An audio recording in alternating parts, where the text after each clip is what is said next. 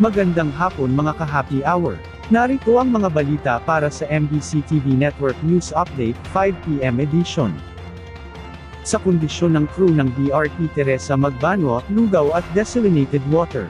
Sa 2x2, sinabi ni Philippine Coast Guard Commandant Admiral Ronnie Hilgavan na sasailalim sa lab test ang crew ng BRT Teresa Magbanua dahil sa kanilang mga kinain sa loob ng halos 5 buwang pananatili sa Escoda Shoal. Paliwanag ni Gavan, kaya lugaw lang ang madalas kainin ng crew dahil sa kabila ng mga resupply nila sa mga ito ay nahaharang ito lagi ng mga barko ng China. Ngayong araw na to, inaayos po ng district commander natin sa Palawan at sila ay makapag-undergo ng laboratory test upang matingnan kung ano pong nila. Ano pong naging epekto nung pag-inom nila ng ilang linggo din na desalinated water na medyo hindi na po maganda yung quality. Mga 3 linggo din daw na para lang ma-stretch nila yung existing supply. Opo.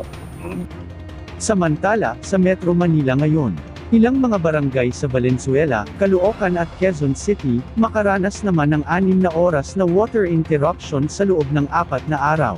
Ayon sa abiso ng Maynilad, dulot ito ng magkakahiwalay na water audit ang mga apektadong barangay sa Valenzuela, Caloocan at Quezon City. Ito ay matatagal simula kahapon, September 17, hanggang sa araw ng Biyernes, September 20, mula alas 10 ng gabi hanggang alas 5 ng umaga. Ating alamin ang mga latest update mamayang alas 5:30 ng hapon, sa programang Metro Manila Ngayon, Afternoon Edition. Bago tayo magtapos, narito na ang Christmas countdown, ngayong araw ng Miyerkules. 78 araw na lang, Pasko na.